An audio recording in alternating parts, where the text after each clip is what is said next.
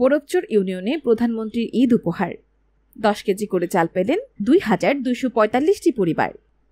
ময়মনসিংহ সদর উপজেলা 3 নং রোবটচর ইউনিয়নের গরিব, অসহায় ও দুস্থ মানুষদের মাঝে পবিত্র ঈদুল আজহা উপলক্ষে প্রধানমন্ত্রী শেখ হাসিনার পক্ষ থেকে ঈদ উপহার হিসেবে 10 কেজি করে ভিজিএফের চাল বিতরণ করা হয়েছে। শনিবার 15 জুন সকাল 10টায় রোবটচর ইউনিয়নে খাদ্য সামগ্রী অত্র ইউনিয়ন পরিষদ কার্যালয় এসব চাল বিতরণ কার্যক্রমের উদ্বোধন করেন UP chairman engineer Ashraful Alam Sabbir. এছাড়াও উপস্থিত ছিলেন উপজেলা মাধ্যমিক শিক্ষা অফিসার নারায়ণ চন্দ্র দাস সহ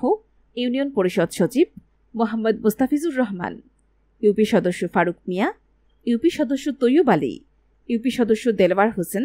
ইউপি সদস্য মালেখা খাতুন, ইউপি সদস্য শিল্পী আক্তার সহ রোবটচর ইউনিয়ন আওয়ামী লীগ ও সহযোগী অঙ্গ সংগঠনের নেতৃবৃন্দ উপস্থিত ছিলেন। ইউপি চেয়ারম্যান আশরাফুল আলম সাব্বির জানান, খাদ্য সামগ্রী ভিজিএফের চাউল বিতরণ সারাদিন অব্যাহত থাকবে।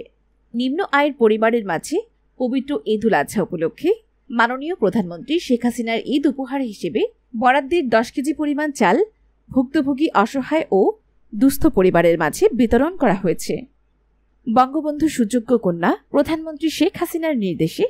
পবিত্র ঈদুল আজহা উপলক্ষে ঈদে যাতে দরিদ্র জনগোষ্ঠীর মানুষ কোনো কষ্ট না পায় সেই বিবেচনায় এই ভিজিএফের চাল বিতরণ করা হয়েছে। নিম্ন আয়ের মানুষের জন্য যে ঈদ উপহার 10 কেজি চাল দিয়েছেন মাননীয় প্রধানমন্ত্রী জননেত্রী শেখ হাসিনা, তার বিতরণ কার্যক্রম আজকে সম্পন্ন হয়েছে। আমাদের এই কার্যক্রমের সার্বক্ষণিক মনিটরিং করেন আমাদের ট্যাগ অফিসার নারায়ণ চন্দ্র দাস এবং আমাদের এইখানে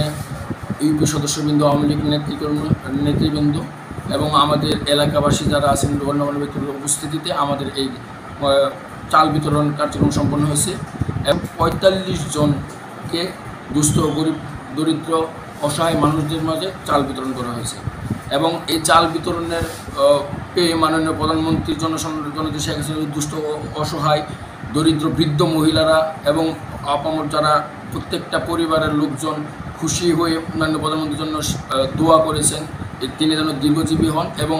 আজীবন যেন উনি আমাদের এই দেশে সেবা করে যান এবং গরিব, অসহায়, দুঃখী মানুষের মুখে যেন হাসি ফুটিয়ে যান। এই দোয়া করে মানুষের তৃপ্তি নিয়ে